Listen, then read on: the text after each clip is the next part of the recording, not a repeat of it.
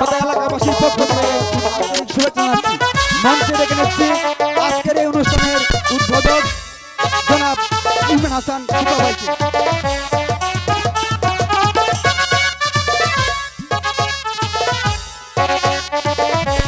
মঞ্চে ডেকে নিচ্ছি বাহুল মেম্বার সাহেবকে। মঞ্চে ডেকে নিচ্ছি ফজলু মেম্বার সাহেবকে। হান্নান ভাইকে মঞ্চে ডেকে নিচ্ছি। ইউনিয়ন বিএনপি নেতা হান্নান ভাইকে মঞ্চে ডেকে নিচ্ছি। মঞ্চে ডেকে নিচ্ছি রফিকুল ভাইকে। ধন্যবাদ। আমরা আমাদের অনুষ্ঠানের গুরুত্ব চলে যাচ্ছি। অনুষ্ঠানের শুরুতে আপনাদেরকে ধন্যবাদ জানাই।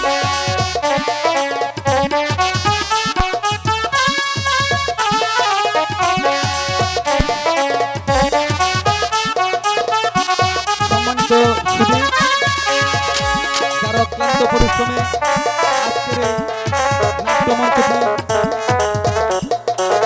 উপভোগ করতে আপনারা এসেছেন, জনাব মিজান ভাইকে ফুলের মালা পরিয়ে দেবেন।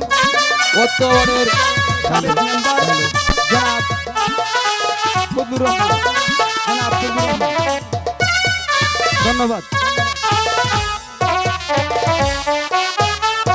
সম্মানিত সুধী, এই পর্যায়ে মালা বাহন মেম্বার সাহেবকে ফুলমালা পরিয়ে দেবেন জনাব মিজান ভাই।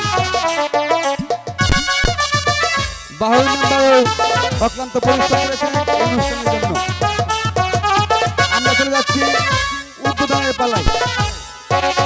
এই পর্যায়ে আপনাদের উদ্দেশ্যে কিছু কথা বলার জন্য বিশেষভাবে আহ্বান জানাচ্ছি স্বয়ং আমাদের সাবেক মেম্বার জনাব ফজলু মেম্বার। আজকে আমাদের ভরায় কুনিয়া ভরা এই মঞ্চে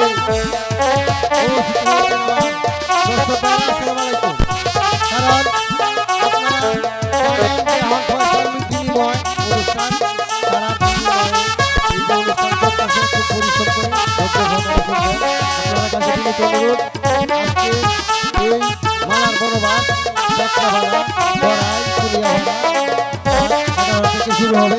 আজকের এই মঞ্চের অনুষ্ঠান উদ্বোধন করার জন্য আমাদের খোলাভাড়া গ্রামের নেতাকে আমি বিনীতভাবে আহ্বান করব।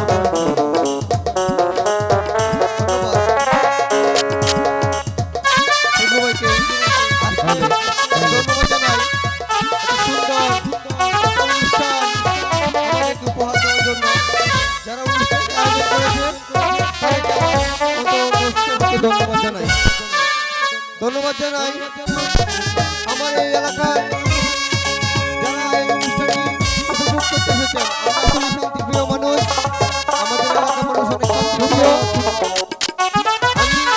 আমি একটি বিষয়ে অনুরোধ করবো আপনাদের কাছে, এই অনুষ্ঠানটি আমরা অল্প সময়ের জন্য উপভোগ করতে পারছি।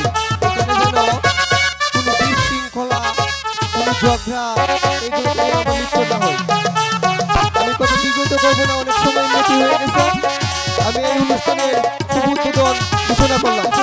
ধন্যবাদ সবাইকে। হ্যালো, সবাই নামেন আমাদের যাত্রাপালা করে শুরু।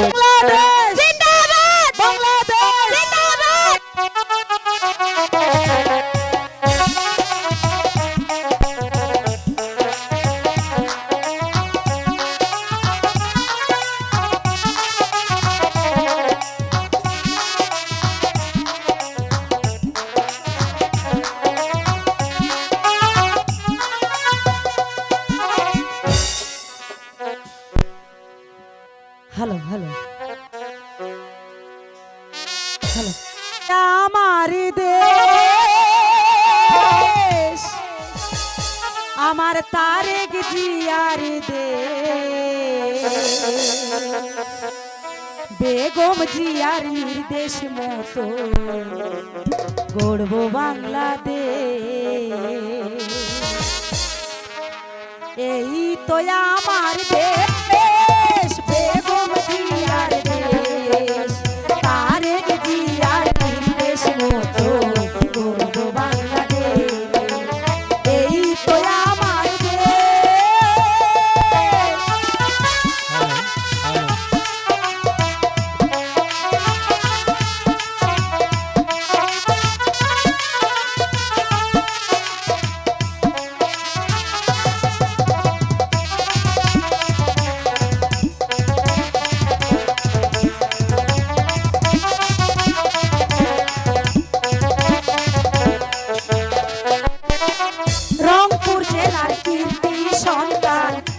আবু সাইদ নাম দেশের জন্য দিয়ে গেল তাহার তাজা প্রাণ।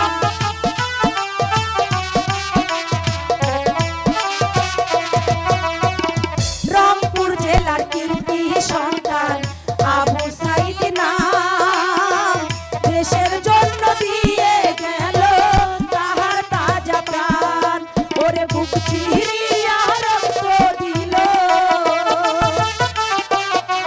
বুক চিরিয়া রক্ত দিল, স্বাধীন করল দেশ। বেগম জিয়ার নির্দেশ মতো গড়ব বাংলাদেশ, তারেক জিয়ার নির্দেশ মতো গড়ব বাংলাদেশ। এই তো আমার দেশ।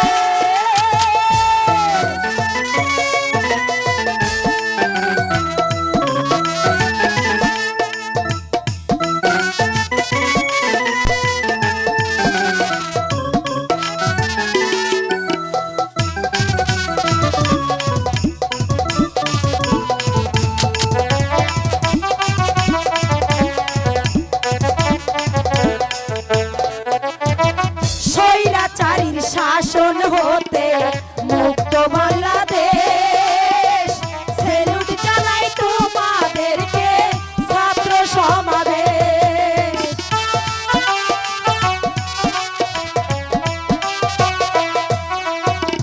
স্বৈরাচারীর শাসন হতে মুক্ত বাংলাদেশ, সেলুট জানাই তোমাদেরকে ছাত্র সমাবেশ। ওরে জিতবে এবার বাংলাদেশ ভাই, জিতবে এবার ধানের শীষ ভাই, দোয়া করে যাই। তারেক জিয়ার নির্দেশ মতো চলবে বাংলা যায়। এই তো আমার দেশ।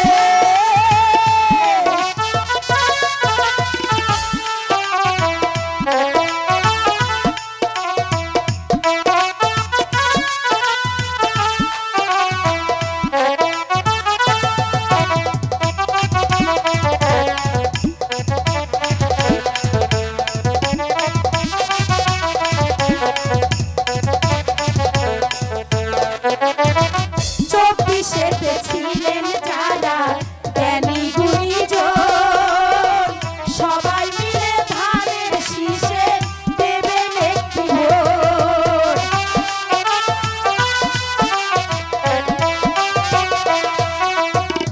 চব্বিশেতে ছিলেন যারা জ্ঞানী গুণী লোক, সবাই মিলে ধানের শীষে দেবেন একটি ভোট। ওরে জিতবে এবার ধানের শীষ ভাই, জিতবে এবার ধানের শীষ ভাই, দোয়া করে যাই। তারেক জিয়ার নির্দেশ মতো চলব মোরা চাই। এই তো আমার দেশ, বেগম জিয়ার দেশ, তারেক জিয়ার নির্দেশ মতো গড়ব বাংলাদেশ। এই তো আমার দেশ, বেগম জিয়ার দেশ, তারেক জিয়ার নির্দেশ মতো গড়ব বাংলাদেশ। বেগম জিয়ার নির্দেশ মতো গড়ব বাংলাদেশ, আমার তারেক জিয়ার নির্দেশ মতো গড়ব বাংলাদেশ, আমার বেগম জিয়ার নির্দেশ মতো গড়ব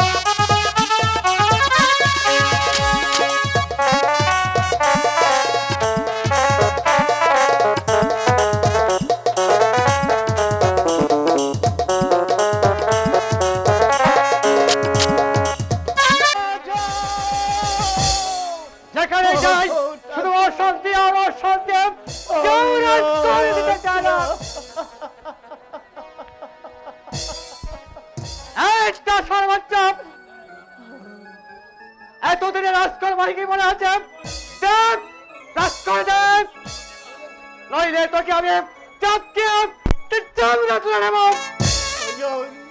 আমি কোথায় থেকে রাজ করে দেব?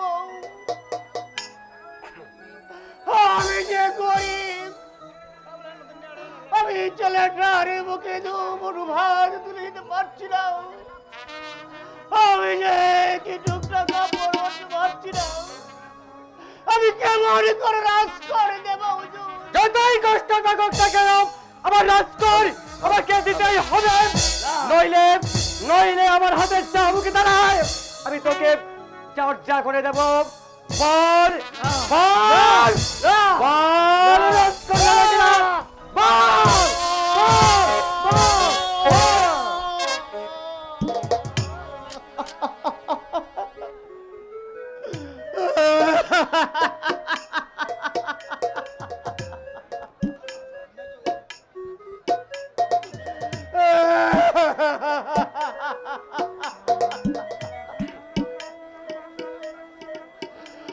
আমি যে আপনার সাবু, আমি সইতে পারছি না। তাহলে বল আমাদের রাজকর আমাদেরকে দেবে কিনা? নইলে নইলে চাপকে তোর চামড়া তুলে নেব।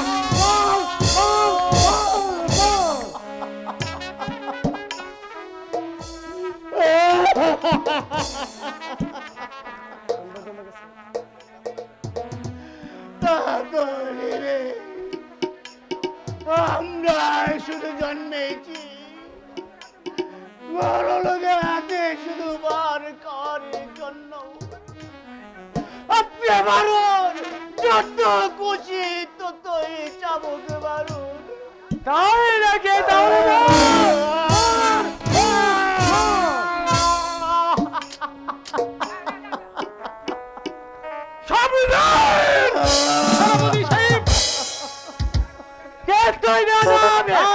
আমি জানতে চাই কোন অপরাধে ছাত্রাম কাকার উপর এত অন্যায় অবিচার চাবুকে মারা হচ্ছে। সেই কৈফিয়ত থেকে আমার তোর কাছে দিতে হবে। না, কৈফিয়ত আমি চাইতে আসি নাই, আমি শুধু জানতে চাই শান্তিরাম কাকাকে কোন অপরাধে চাবুকে মারা হচ্ছে। এতদিন যাবৎ রাজকর দেওয়া হয়নি বলে তাকে আমি চাবুকে মেরেছি। কেন রাজকর দিব? 10 বছর পূর্বে স্বর্গের রাজা মহাশয় রাজকর মৌকুব করে দিয়েছে, আমরা কেন রাজকর দিব? যদি বলে না শুধু আপনি একা বললেই তো হবে না, তাহলে কে বলবে? গোবিন্দপুরের প্রজাবাসীগণ সবার সঙ্গে রাজা মহাশয় রাজকর মৌকুব করে দিয়েছে, তারপরে তার নাম জারি করে আপনারা অন্যায় অত্যাচার বেশি বাড়াবাড়ি করলে আমি তোকে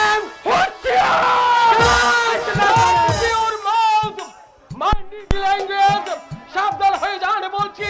চাবুক মারার প্রতিশোধ আমরা কিন্তু দিতে পারি। বলে যাবেন না, বলে যাবেন না, আমরা কিন্তু আপনাদের বিরুদ্ধে প্রতিহার করতে পারি। এখন পর্যন্ত আমরা কিন্তু ঘুরিয়ে যাই নাই। আমরা যদি একবার মাত্র করি এদেশের মাটি পাওয়ার জন্য আস্তে আস্তে জীবন দেব।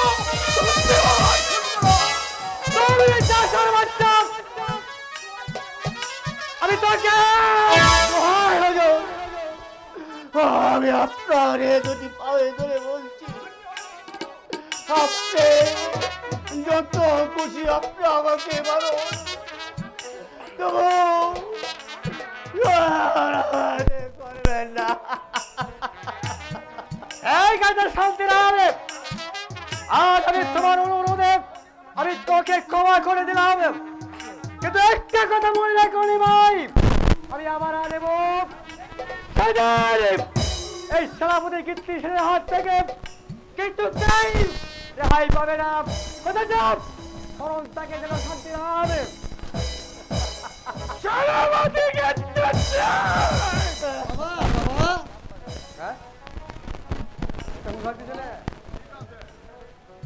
শুধু শুধু যজ্ঞা করতে যাবে। না, আচ্ছা আচ্ছা না, দুর্বল হয়ে বাঁচা যায় না, দুর্বল হয়ে বাঁচাইতে মরে যাওয়া অনেক ভালো। আজ আমার চোখের সামনে যে কয়টা শাবককে মেরেছি, আমার কলিজাটা জলে পরিচারকাল হয়ে গেছে। তুমি মনে রেখো কাকা, যেদিন এনেছেন মাঝি মানুষের সাথে সেই বস্তা নিতে পারবো, সেদিন মনে করবে ভাই আস্তে আস্তে তুমি যাও। বাবা, তোমার চোখে এত জল কেন বাবা? তোমার চোখের জল যে আমি বাবা সইতে পারছি না বাবা। হাই কে দো না বাবা, আমার ওলা দিয়া।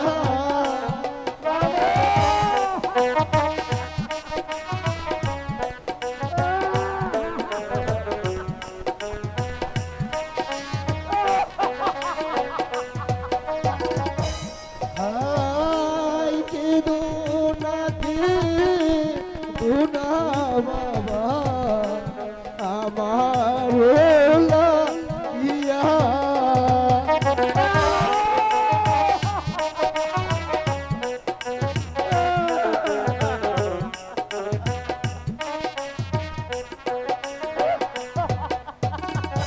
তোমার চোখে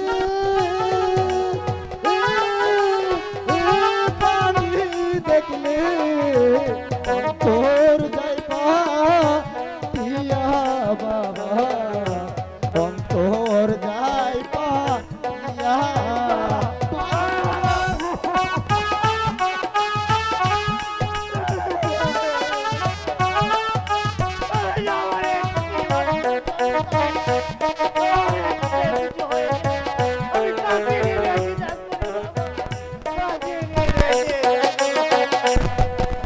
তোমার চোখে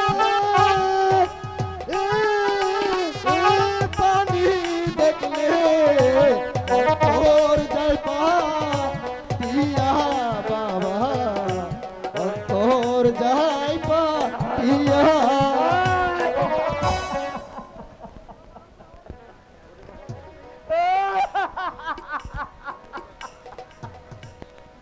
ওরে বাবা রতন, তুই আর কাঁদিস না রে বাবা, তোর কান্না যাবি সইতে পারছি না। রতন, রতন,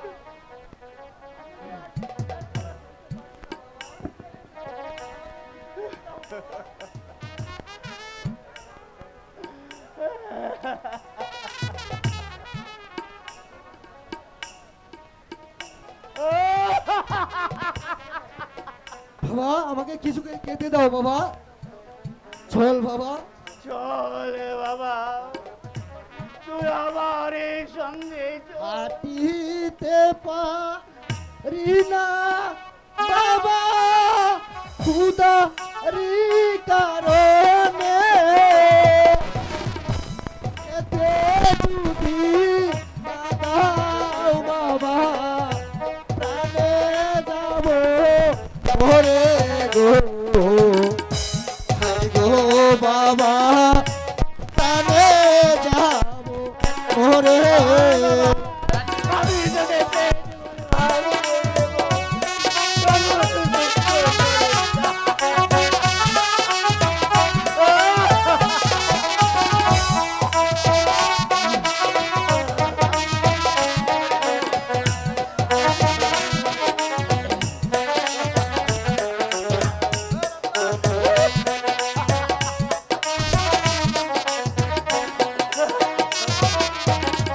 হাতিতে পারি না বাবা, প্রাণে যাব মরে।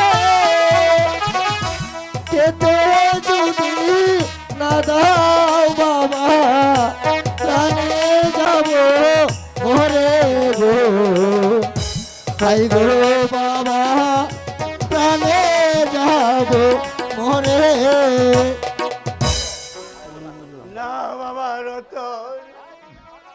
আমার এই সঙ্গে আয়, আজ আমি তোকে পেট ভরে ভাত দেবো রে বাবা। চলো চলো প্রাণের বাবা, চলো যাই প্রাসাদে, তোমার হাতে ধরার বিগল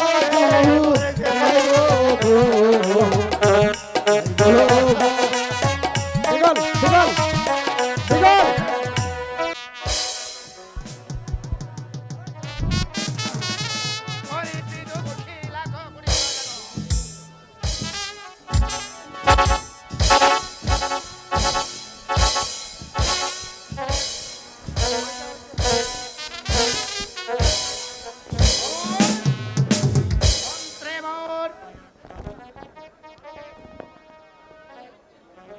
মন্ত্রীগণ, আমার রাজ্যের লাখ কোটি প্রজাগণ কেমন করে করছে দিন যাপন।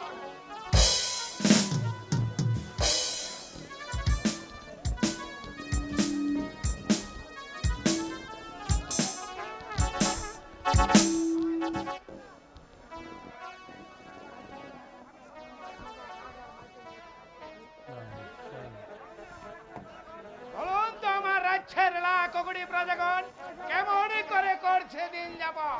মহারাজ, আমি সমস্ত রাজ্য করিয়াছি ভ্রমণ, যেখানে খাদ্যের প্রয়োজন সেখানে খাদ্য দিয়েছি, যেখানে বস্ত্রের প্রয়োজন সেখানে বস্ত্র দিয়েছি, যেখানে ঔষধের প্রয়োজন সেখানে ঔষধ দিয়েছি, কোনো অভাব অভিযোগ নেই মহারাজ। মহারাজ, আপনার সারা রাজ্যের প্রজাগণ অতি সুখে করিতেছে কাল যাপন মহারাজ। খুশি হলাম আপনার মুখের শ্রাবণে, প্রজার সুখে ইচ্ছ রাজার হাসি খুশি দেখে প্রজাদের মুখ। মহারাজ, মহারাজ শুধু রাজকর নিয়ে ব্যস্ত থাকলে চলবে? এদিকে যে মালা দেখতে দেখতে বড় হয়ে গেছে, তাকে দেখে শুনে বিয়ে দিতে হবে না? তুমি ঠিকই বলেছ রানী। মালা মালা যে আমার একমাত্র কন্যা, বিয়ের উপযুক্ত হয়েছে, তাকে যে দেখে শুনে বিয়ে দেওয়াই আমার একান্ত প্রয়োজন। মন্ত্রীগণ, মহারাজ, এতে আপনার কি অভিমত? আমার কোনো অমত নেই মহারাজ। রাজকুমারী যখন বিয়ের উপযুক্ত হয়েছে, তাকে দেখে শুনে একটি উপযুক্ত পাত্রের সঙ্গে বিয়ে দেওয়াই আমাদের একান্ত প্রয়োজন মহারাজ। তাহলে আর বিলম্ব না করে আমার আজই ছুটে যান আমার একমাত্র মালার বিয়ের প্রস্তাবে নিয়ে। আমি তাই করছি মহারাজ, আপনার কোনো চিন্তার কারণ নেই। তাই করো রে মন্ত্রীবর, তাই করো। মালাই আমার একমাত্র কন্যা, তাকে দেখে শুনে এই বিয়ে দিতে পারলে সুবর্ণপুরে রাজসিংহাসনে বসে বাকি জীবনটা আমি আনন্দে কাটাতে চাই। এবার চলো রানী, আমরা এখন অন্তঃপুরে যাই। তাই চলুন মহারাজ, তাই চলুন।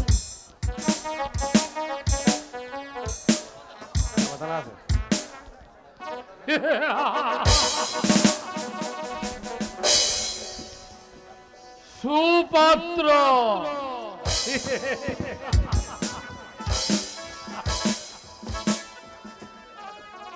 না না না,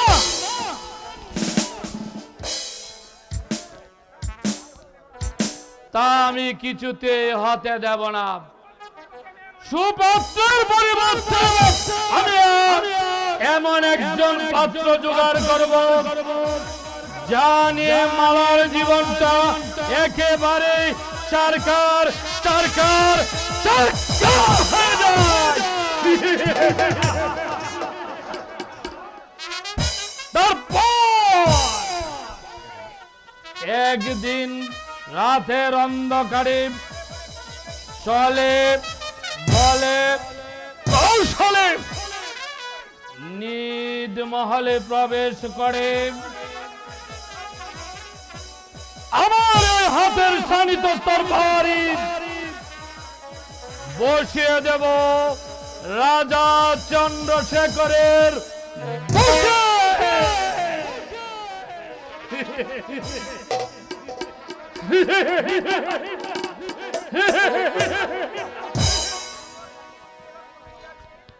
তখন তখন রাজা চন্দ্রশেখর তোমার পিঞ্চি দিয়ে রক্ত বের হয়ে আসবে, আর এই রক্ত আমি দু হাতে মেখে আনন্দের হাসি হাসব। ইয়া!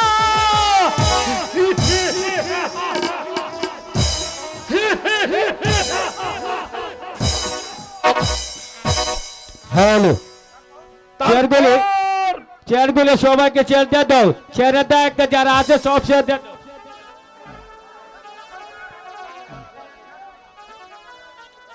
তারপর আমি বসবো এই সুবর্ণবীরের রাজ সিংহাসনে। সিংহাসন আমাকে ডাকছে, আয়, আয়। সিংহাসন তোমার ভালোবাসায় আমি আমি তোমার খুলে মাথা রেখে ভীমর আমি ঘুম যেতে চাই। না! আরো কিছুদিন বাকি, আরো কিছুদিন বাকি সিংহাসন।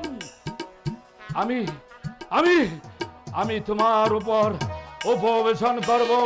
অপেক্ষা করো সিংহাসন, অপেক্ষা করো।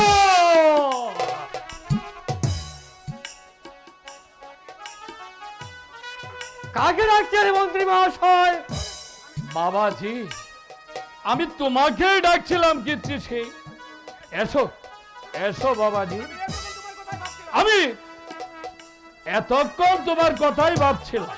বাবা যাই স্বাভাবিক, কারণ আমি জানি আপনি আমাকে অত্যন্ত স্নেহ করেন ও ভালোবাসেন।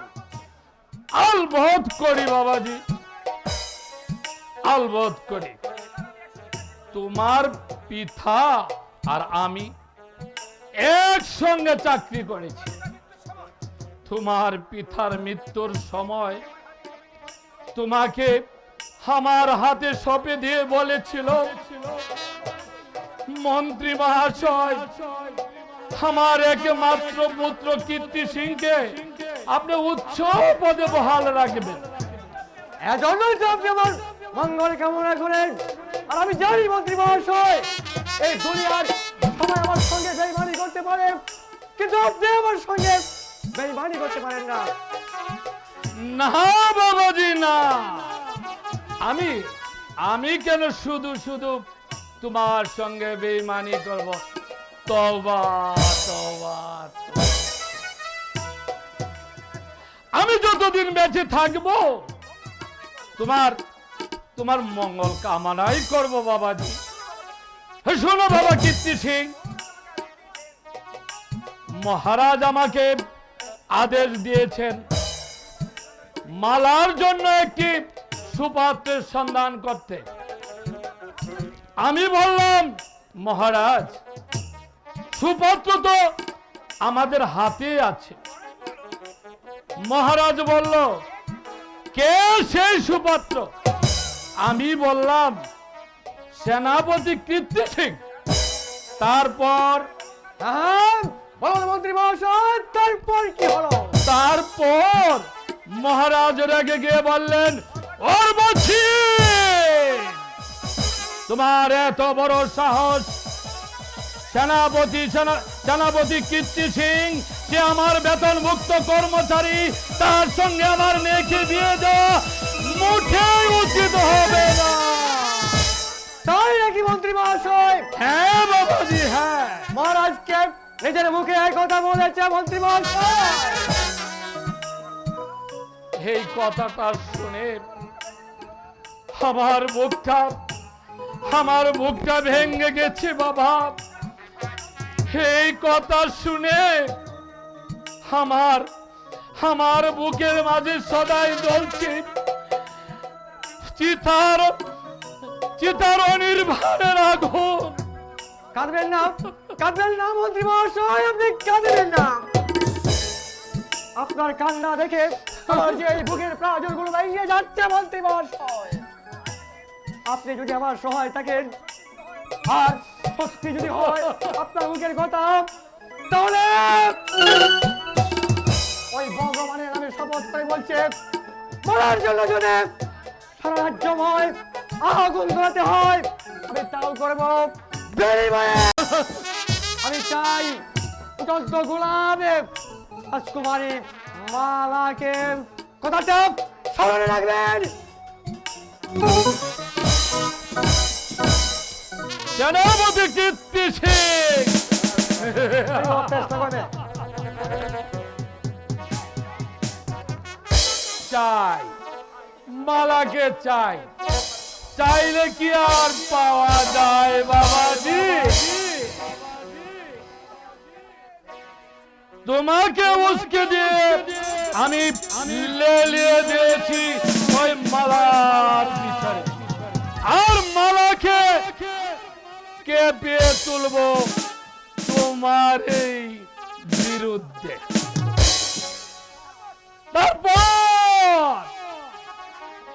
আমি আমার পথের কাঁটা সরিয়ে দিয়ে আমি বসবো এই সুবর্ণপুরের সিংহাসনে।